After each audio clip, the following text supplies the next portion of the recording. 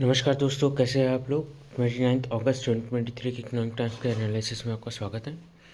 Start करते हैं दोस्तों आज न्यूज़। आज के न्यूज़ में दोस्तों बहुत ज़्यादा कुछ मेजर है नहीं। इनफैक्ट बहुत कम ही आए ऐसे आर्टिकल्स हैं जो कि आपके जनरल नॉलेज या एग्ज़ाम के पर्सपेक्टिव से रेलेवेंट रहेंगे। मैं एक एक करके सारे आर्टिकल्स डिस्कस तो कर दूँगा। चलिए स्टार्ट करते हैं। रिलायंस में जनरेशन चेंज होने वाला है। एज एन रिलायंस के जो नेक्स्ट जनरेशन है, अब वो बोर्ड ऑफ डायरेक्टर्स में बैठने वाले हैं। इट डजेंट मीन कि मुकेश अंबानी जो है अपना डायरेक्टरशिप यू नो से रिज़ाइन कर देंगे, ऐसा नहीं है। जस्ट दैट कि 3 मेजर सेगमेंट्स के लिए रिलायंस अब चेंज होगा। जैसे कि रिलायंस रिटेल, उसे हेड करेंगे ईशा अंबानी। उसके बाद आकाश अंबानी जो है वो रिलायंस के जियो को हेड करेंगे, और अनंत अंबानी जो है वो रिलायंस के ग्रीन एनर्जी को हेड करेंगे। बस इसी जनरल नॉलेज पर्सपेक्टिव से आई थिंक यही बहुत ज़्यादा काफ़ी है। बाकी आपको पर्टिकुलर डिटेल में नहीं घुसने का है कि भाई 1977 में धीरू भाई अंबानी ने वो किया था, फिर आज वापस ये करे, तो मतलब ये सब डिटेल में घुसने की कोई ज़रूरत नहीं है आपको। Article 370 self extinguishing temporary provision centre to supreme court.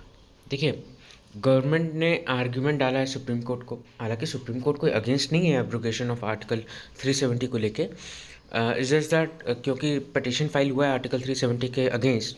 Kapil Sibal and other lawyers जो है वो पटिशन फाइल किए कि एब्रोगेटिंग 370 वॉज एन इलीगल एक्ट।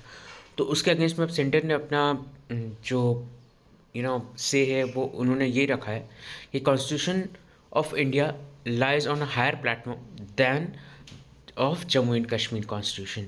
ठीक है, और जो कि जम्मू एंड कश्मीर कॉन्स्टिट्यूशन 370 के हिसाब से जो स्पेशल पावर है, अब तो वो रिपील भी कर दिया गया है। तब तो उनका और ही एग्जिस्टेंस ख़त्म हो गया है। फिर उसके बाद आर्टिकल 370 जो एक टेम्प्रेरी प्रोविजन था, it was used as a floating way. हाँ, जब तक जो है एक क्या बोलते हैं, जम्मू कश्मीर में पीस नहीं एस्टैब्लिश हो जाता, ऐसा इन्होंने कोई टाइम फ्रेम नहीं दिया था। इन्होंने बस ये बोला था कि हाँ भाई ठीक है, जब तक ये नहीं हो जाता, जब तक पीस नहीं आ जाता तो ठीक है। मतलब अब वो पीस लाने के लिए इन्होंने जो काम कर दिया, अब उससे आई थिंक लॉन्ग टर्म में देखिए पीस आ भी रहा है। जैसे कि इसी आर्टिकल में ये चीज़ बोला गया है कि भाई इन्वेस्टमेंट्स जो है काफ़ी ज़्यादा आ रहे हैं। पिछले कुछ महीनों में 16 लाख, मतलब पिछले कुछ सालों में जब से एब्रोगेशन हुआ, 16 लाख टूरिस्ट जो है वो जम्मू कश्मीर विजिट कर चुके हैं। तो obviously economically Jammu and Kashmir is growing as well. फिर उसके बाद any word in article 370 that becomes otiose was replace by its successor. ठीक है, और article 370 could have been abrogated by an administrative exercise. देखिए, ये एक एडमिनिस्ट्रेटिव एक्सरसाइज ही तो हुआ ना। आपने आपने एडमिनिस्ट्रेटिव एज इन इसका हेड कौन है, जुडिशियल, लेजिस्लेटिव और एक एग्जीक्यूटिव। तो एग्जीक्यूटिव का हेड कौन हुआ, प्रेसिडेंट। तो उनके थ्रू ये एक्ट को रिपील किया गया है। एज इन पहले प्रेसिडेंट रूल लगाया गया और उसके बाद गवर्नर ने अपने हाथ में पावर लेके जो है एब्रोगेशन कर दिया। तो अब इसी चीज़ के लिए बोल रहे हैं कि it is valid even if it's an administrative act. ठीक है, parliament committed no illegality by abrogating it. Next is also lenders working on common portal to handle digital frauds. ये आपके एग्जाम के पर्सपेक्टिव से काफ़ी इंपॉर्टेंट आर्टिकल है। देखिए, कई सारे आजकल ऑनलाइन फ्रॉड्स वगैरह होते हैं। बोला जा रहा है कि भाई during 2023 public sector banks reported 3,400 around 3,400 frauds involving more than 21,000 crore. ठीक है, यही प्राइवेट ने कितना केसेस रिपोर्ट किया, 8,932 फ्रॉड्स, जिसपे लगभग उनका भी 8,000 करोड़ के आसपास। मतलब ऑब्वियसली पब्लिक का जो वो टिकट साइज रहता है फ्रॉड का, वो बहुत ज़्यादा रहता है। But it doesn't matter. देखिए, फ्रॉड तो फ्रॉड ही है, चाहे जितने नंबर ऑफ केसेस हो, चाहे जितना भी अमाउंट हो। और ये तो सिर्फ वो फ्रॉड है जो कि 1 लाख रुपीज़ के ऊपर है। 1 लाख के नीचे भी जो अगर फ्रॉड है वो तो उन्होंने काउंट भी नहीं किया। तो ये दिखाता है कि अभी भी कितने डिजिटल इलिटरेसी है इंडिया में। इलिटरेसी से ज़्यादा मैं तो कहूँगा कि भाई आज के डेट में जो पढ़े लिखे लोग भी रहते हैं वो भी संभव ये फ्रॉड वॉड के चक्कर में फंस जाते हैं। क्योंकि कई बार इतना ल्यूक्रेटिव ये लोग तरीके से आपको अप्रोच करते हैं, ऐसा लगता है कि अच्छा ठीक है, थोड़ा बहुत कर देते तो हमें पैसे मिल जाएंगे। तो कई बार पढ़े लिखे लोग भी इस प्रॉब्लम फंस जाते हैं। तो इसी चीज़ को लेके अभी जो है दो बॉडी इन्होंने एक साथ मर्ज करने का वो रखा है, रेजोल्यूशन रखा है कि भाई हम मर्ज करके प्रोटेक्ट करेंगे कंज्यूमर्स को। कैसे, कौन कौन से बॉडीज है ये? एक है online dispute resolution by RBI, और national payment corporation of India के द्वारा कौन सा है, unified dispute and issue resolution, UDIR. ठीक है, तो यूडीआईआर बार कौन सा, एनपीसीआई, और एक ODR that is online dispute resolution by RBI. ठीक है, तो ये लोग ने अपने इसको प्लेटफॉर्म को सिंक्रोनाइज करने का सोचा है कि भाई हम सिंक्रोनाइज करेंगे एंड उससे फिर जो है ये फ्रॉड्स वगैरह को हम कंट्रोल करेंगे। अगर फ्रॉड वगैरह होता है तो उसके डिटेल्स सारे जगह पहुंच जाने चाहिए, क्योंकि देखिए होता क्या है ना दोस्तों, जैसे फ्रॉड होता है ना, आपके मान लीजिए किसी के एक अकाउंट से 1 लाख रुपया डिडक्ट हो गया, तो वो 1 लाख रुपये डिडक्ट होकर उसी अकाउंट में नहीं पड़ा रहता है जिस अकाउंट में डिडक्ट होकर चले गया। तो वो फ्रॉडस्टर क्या करते हैं कि वो उसको इतने नंबर ऑफ स्मॉल ट्रांजैक्शंस में उसे बांट देते हैं, ताकि बैंक्स वगैरह को अगर आप जब तक आप इन्फॉर्म करने जाओगे कि भाई मेरा ये 1 लाख रुपये डिडक्ट हो गया, तब तक वो ऑलरेडी कई छोटे छोटे अकाउंट्स में डिस्ट्रीब्यूट हो चुके होंगे। तो इसी चीज़ के लिए थोड़ा ट्रैक करने के लिए, इसी चीज़ को थोड़ा सिंक्रोनाइज करने के लिए कि भाई कौन है ये फ्रॉडस्टर, कहाँ से कर रहे हैं ये सब ऑपरेट, और कैसे हम इसे रिकवर कर सकते हैं, तो ये सब चीज़ को लेके थोड़ा सिंक्रोनाइजेशन अभी चालू है। फिर जनवरी 2023 में आरबीआई ने एक रूल निकाला कि भाई सारे बैंक्स को अपने सारे फ्रॉड्स का पेमेंट को रिपोर्ट करना पड़ेगा, चाहे वो कोई भी कस्टमर के साथ हुआ हो, that is corporate non corporate, चाहे वो कोई भी अमाउंट के लिए हुआ हो, चाहे वो 1 लाख के हुआ हो, चाहे वो 1 करोड़ का भी हुआ हो, चाहे वो 1 रुपये का भी हुआ हो। कौन से पोर्टल में रिपोर्ट करेंगे? पोर्टल का नाम जरूर याद रखिएगा, दक्ष। दक्ष पोर्टल पे जो आरबीआई के जितने भी जो बैंक्स वगैरह हैं वो लोग सब अपना फ्रॉड को रिपोर्ट करेंगे। ये 2023 का अमेंडमेंट है। तो ऑब्वियसली जो हम लोग ने पहले फिगर देखा था वो 1 लाख से नीचे क्यों था, क्योंकि उसके पहले 1 लाख के नीचे का फ्रॉड रिपोर्ट करने का मैंडेट ही नहीं था इन बैंक्स के पास। अब जो है नेक्स्ट ईयर जो है हम फिगर देखेंगे, वो दोनों का फिगर देखेंगे, मतलब 1 लाख के ऊपर वाले पे, ताकि वाई ओ वाई कंपेरिजन रहेगा, और उसके बाद 1 लाख मतलब उसके बाद सारे ट्रांजैक्शंस का वो 1 रुपये से लेके एन नंबर ऑफ अमाउंट तक हो। फिर एक छोटा सा स्टडी है दोस्तों, chances of death higher within a year of suffering from Covid. देखिए कुछ 14,419 के कोविड के जो पेशेंट्स है उनका टेस्ट लिया गया, एंड उसमें से 942 जो है वो 1 साल के अंदर अंदर उनकी डेथ हो गई। ठीक है, तो अब आईसीएमआर ने बोला है कि भाई सार्स कोव 2 का जो है दैट इज़ कोविड-19 जिसके हम बात कर रहे हैं, वो जो है उसका इफेक्ट 1 साल तक रहता है। इफेक्ट एज एन बॉडी पे जो इफेक्ट है वो 1 साल तक रहता है। 1 साल के अंदर हाई प्रोबेबिलिटी है कि कुछ पेशेंट्स जैसे कि माइल्ड एनेंसिस, किडनी डिसऑर्डर्स या हेमाटोलॉजिकल डिसऑर्डर्स, इनमें जो है या चिल्ड्रन का मान लो, तो ये सब चीज़ आपके डेथ का प्रोबेबिलिटी, किसी की भी डेथ का प्रोबेबिलिटी बढ़ा सकता है। तो इस चीज़ को बस एक छोटा सा ये रिपोर्ट पब्लिश हुआ था, तो इसको मैं डिस्कस कर लिया। नेक्स्ट न्यूज़ दोस्तों, as liquidity tightens banks push corporate deposits, certificate of deposits. ये क्या है? सर्टिफिकेट ऑफ डिपॉजिट्स टिपिकली एक शॉर्ट टर्म इंस्ट्रूमेंट होता है, ताकि बैंक के जो शॉर्ट टर्म रिक्वायरमेंट है फंडिंग को उसको मीट करने के लिए।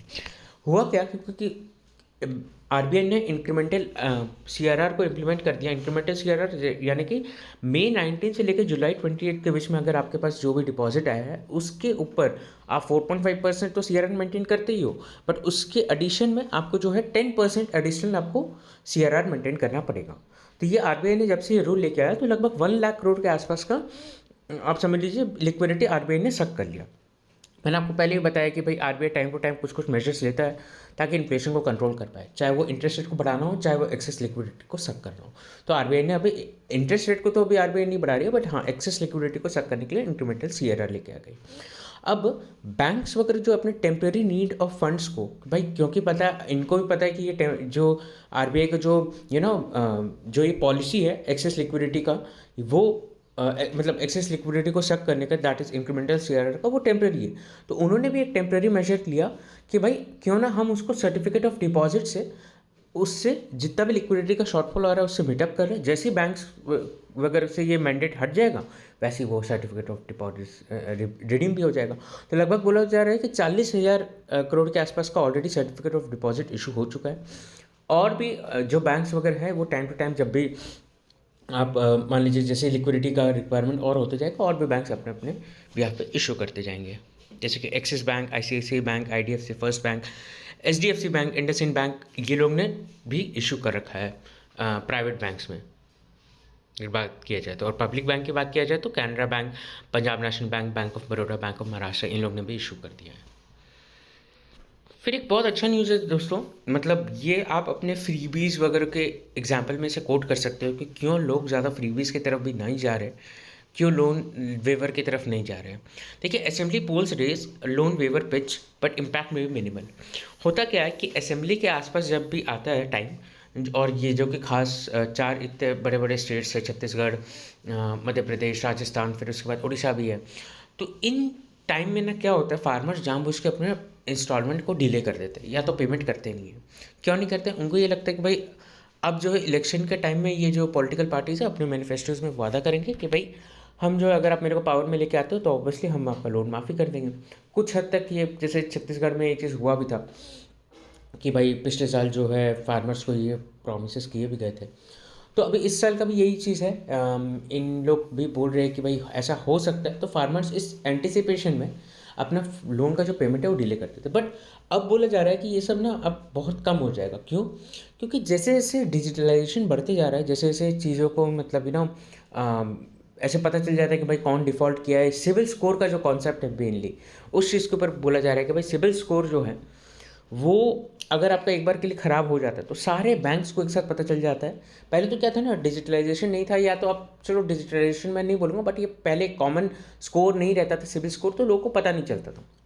अब जैसे सिविल स्कोर हो गया तो आप जो है एक बैंक से अगर आप लोन में डिफ़ॉल्ट करोगे तो ऐसा नहीं दूसरे बैंक को पता नहीं चलेगा, उसको सारे बैंक को एक साथ पता चल जाएगा। तो अब क्या है, सिविल स्कोर खराब होने के कारण अभी तो चलो आप डिफ़ॉल्ट कर दोगे, आपका सिविल स्कोर खराब हो जाएगा, हो सकता है लोन माफ़ी भी हो जाए, लेकिन जब आप बाद में जब आपको बहुत ज़्यादा इमरजेंसी होगा लोन का, जब आप लेने जाओगे तो आपको बैंक्स मना कर देंगे। उस केस में फिर आप बोलोगे कि यार काश मैं उससे पेमेंट कर देता, क्योंकि अब आप जब लोन लोगे तो आप अनऑथराइज तरीके से लोगे, यानी कि लोकल मनी लेंडर्स से लोगे। और लोकल मनी लेंडर्स का दोस्तों कहीं कहीं पर इंटरेस्ट रेट इतना रहता है कि लगभग 60% पर एनम तक का इंटरेस्ट रेट रहता है। सोचिए, मतलब एक साल में आप लोन तो क्या आप अपने उसका इंटरेस्ट भी नहीं दे पाओगे, इतना हाई इंटरेस्ट रेट रहता है उनका। तो यही सब चीज़ के कारण जो लोग हैं वो लोग सोच रहे हैं कि नहीं भाई अब हम लोग डिले या डिफ़ॉल्ट नहीं करेंगे, इट्स बेटर कि हम पेमेंट करते रहेंगे, हम और चीज़ों पे गवर्नमेंट को प्रेशर डालेंगे, क्या फोकस करो। नेक्स्ट इज दोस्तों, ministry of finance asks ministries department to be realistic with budgetary request. देखिए होता क्या है, जब भी आपका जो बजट के सेशन में कुछ अमाउंट एलोकेट हो जाते हैं हर डिपार्टमेंट्स को, अब वो डिपार्टमेंट जो है अक्टूबर के आसपास वो लोग अपना रिवाइज एस्टिमेट भेजते हैं कि भाई हमने आपसे 50,000 करोड़ का डिमांड किया था, बट हमारे डिपार्टमेंट में हमें एंटिसिपेशन है कि भाई 65,000 करोड़ का एक्सपेंसेस लग जाएगा, तो प्लीज़ आप एडिशनल 15,000 करोड़ दीजिए। और नेक्स्ट ईयर उस हिसाब से हम सोच रहे हैं कि हमें 75,000 करोड़ लग जाएगा, तो आप उससे भी नेक्स्ट ईयर 75,000 करोड़ एलोकेट करें। तो इसी चीज़ से सारे डिपार्टमेंट अपने अपने एस्टिमेट भेजते हैं। तो क्या है कि मिनिस्ट्री ऑफ फाइनेंस ने ये चीज़ बस एक रिक्वेस्ट किया है कि भाई सब जो है थोड़ा प्रैक्टिकल रहिए। अगर आप बोलो कि आपके डिपार्टमेंट को 50 की जगह 75,000 करोड़ चाहिए, तो यानी कि अगर 50% हाइक चाहिए, तो बाकी डिपार्टमेंट भी अगर मांगने लगेंगे तो हमारे पास इतना बजट कैसे आएगा। तो सबका ये कहना है कि भाई एकदम एमरजेंसी जो चीज़ है उस पर फोकस किया जाए और धीरे धीरे हर अपने प्रायोरिटी सेट करिए, ताकि हम भी ऐसा ना हो कि भाई कोई एक मिनिस्ट्री को एलोकेट करने के लिए कोई फंड ही ना रहे हमारे पास, क्योंकि वो हम ऐसा कर नहीं सकते। तो अगर आप अपना एक बहुत ज़्यादा अमाउंट बढ़ा के दोगे तो ऑब्वियसली हम उस चीज़ को मीटअप नहीं कर पाएंगे। तो ये एक छोटा सा न्यूज़ है। नेक्स्ट इज दोस्तों, India needs focus on infra education for growth.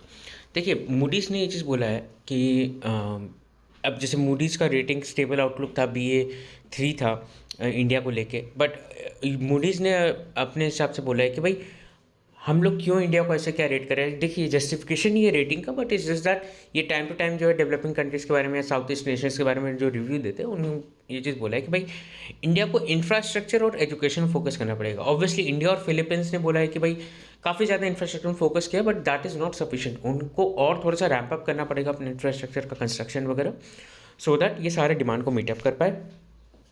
Education का जो गैप है, जो एकदम हायर लेवल एजुकेशन जो लोग बच्चों को मिल रहा है और जो एकदम लोअर लेवल जैसे गवर्नमेंट स्कूल्स वगैरह मिल रहा है, उनमें काफ़ी ज़्यादा गैप है। तो उसके हिसाब से आपको थोड़ा सा और रैंप अप करना पड़ेगा अपना एजुकेशन सिस्टम, सो दैट जो डिप्राइव्ड क्लास है उनको भी प्रॉपर एक एजुकेशन मिल पाए।